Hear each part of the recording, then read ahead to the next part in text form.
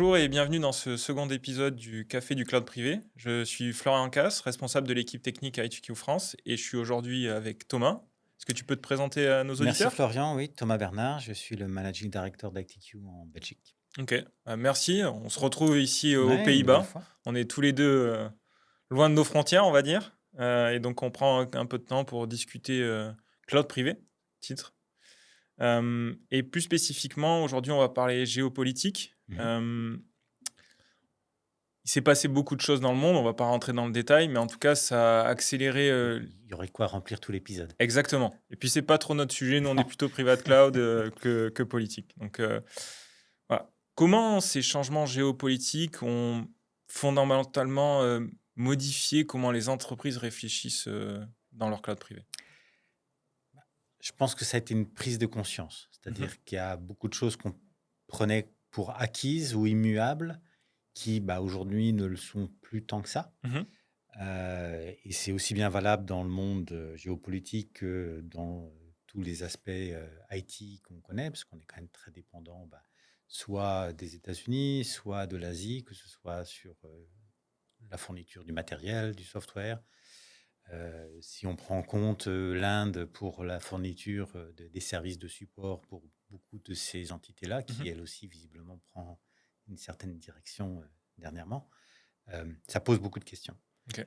Euh, je pense qu'aujourd'hui, la prise de conscience se dit dans quelle mesure, en tant que société ou en tant qu'organisme, je suis dépendant des services qui sont proposés par ces pôles qui sont en train de bouger et qu'est-ce que je dois faire pour m'assurer que ça n'a pas d'impact sur mon business ou sur les services que je fournis à mes usagers ou à mes clients.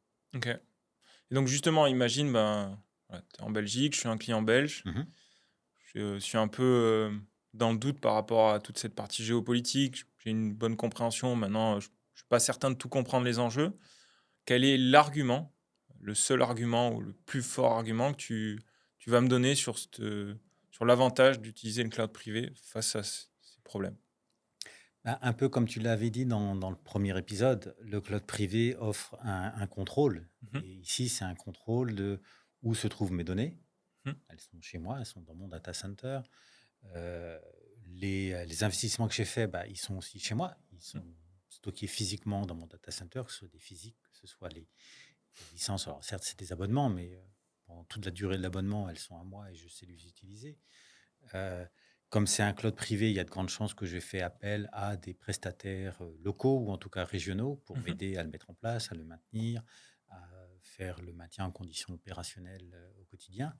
Euh, je ne suis absolument pas dépendant des décisions qui peuvent être prises à l'autre bout de la planète et qui vont faire que je vais avoir soit un service qui va être arrêté du jour au lendemain, on l'a Mmh. vu avec Google qui décide tout d'un coup de stopper des services qui sont utilisés par des millions d'utilisateurs, ou qui vont augmenter tout d'un coup, soit de restreindre l'accès à ces services en disant non, on considère que c'est un service stratégique et on pourrait le voir avec AI, que tout d'un coup, suite à une décision du gouvernement américain, des fonctions AI soient complètement limitées aux utilisateurs américains Mmh. ou des décisions d'augmentation de prix. Euh, on est dans une démarche aujourd'hui où certaines sociétés veulent le profit à très court terme, quitte à doubler ou tripler leur prix. Et quand on est sur des services cloud publics, on est totalement dépendant. Mmh. Aujourd'hui, l'aspect géopolitique fait que ce qui pouvait se passer peut-être à des fréquences et à des rythmes moins, moins soutenus, aujourd'hui peuvent arriver du jour au lendemain. On l'a vu avec les droits de douane qui, voilà, en l'espace de quelques semaines, sont mis en place pour des fois des montants très importants. Et les sociétés ou les usagers, en tout cas, sont pris en otage et doivent soit réagir très vite ou doivent juste obtempérer. C'est clair. Alors on l'a vu, pour faire un petit parallèle avec le vin en France, ça a complexifié l'export et maintenant on a un peu du mal à exporter avec toutes Ouais. ces contraintes. Ça rend juste le champagne On encore en plus aura plus pour nous. exclusif. Voilà. Si on revient un petit peu au sujet qui nous intéresse, même si le champagne nous intéresse beaucoup, mais on va revenir à la partie cloud privé.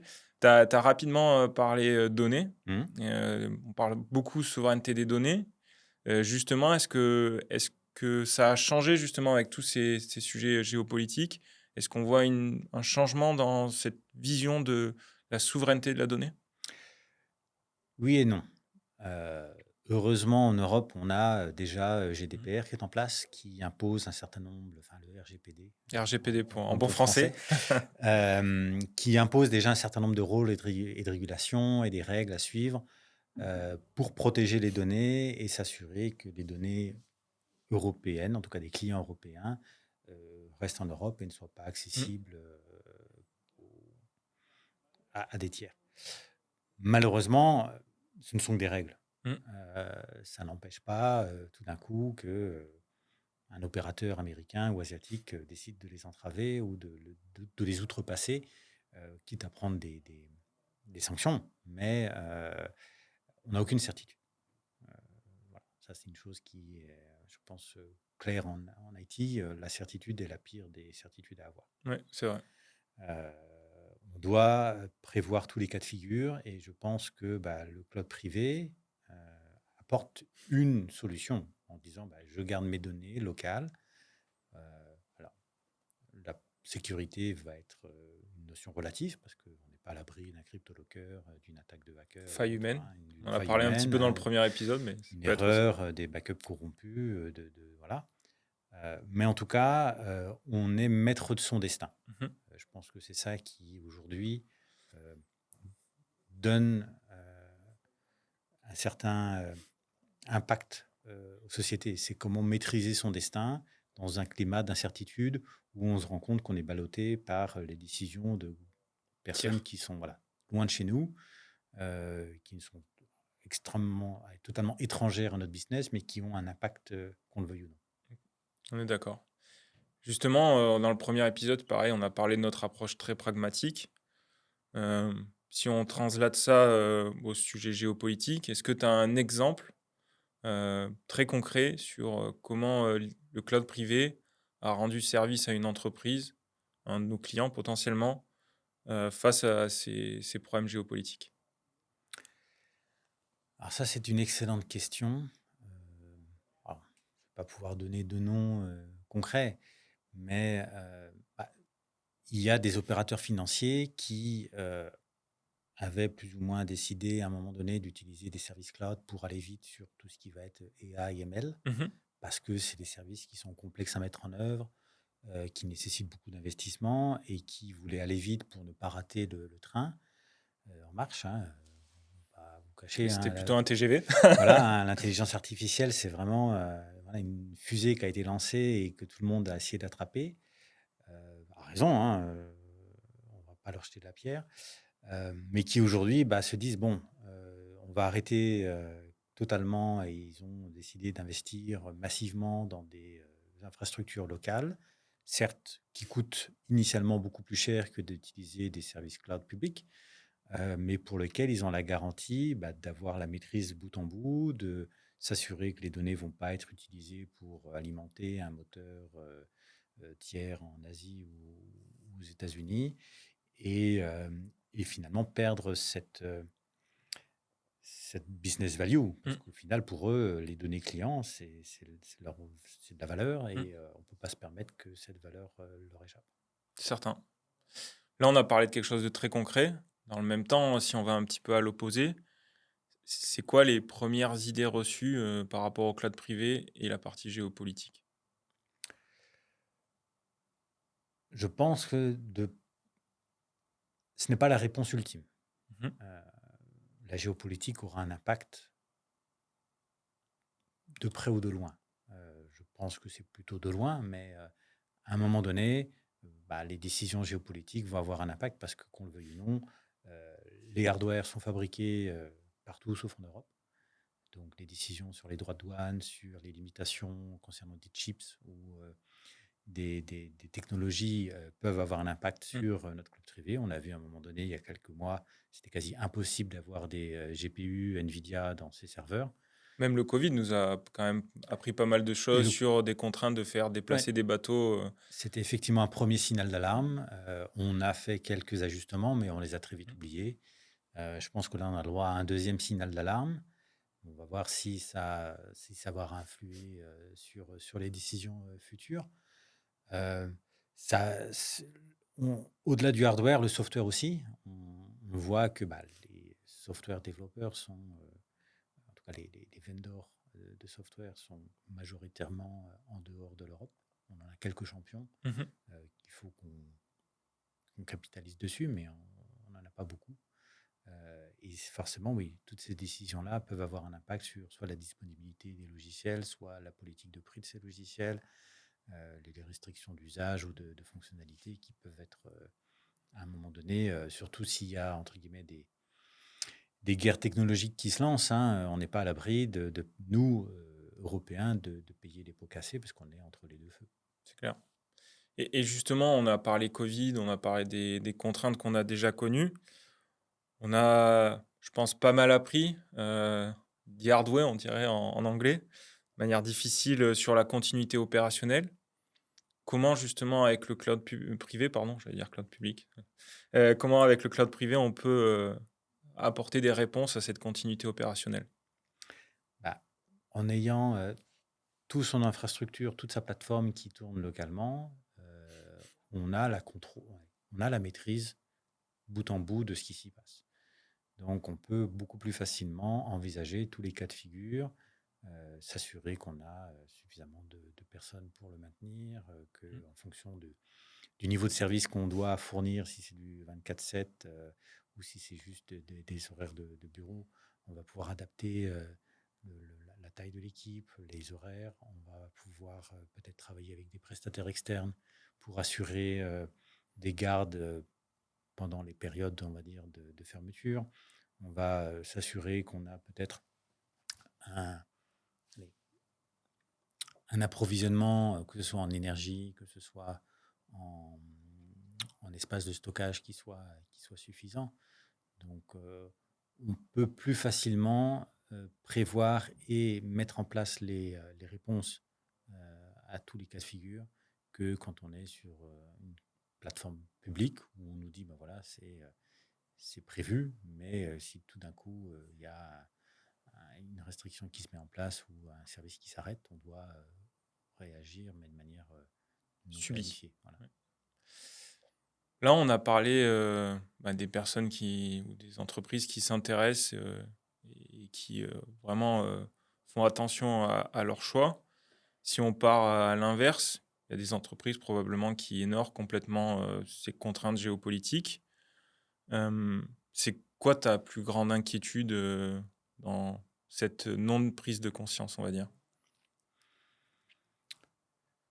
L'inquiétude, elle est surtout dans leur capacité à réagir.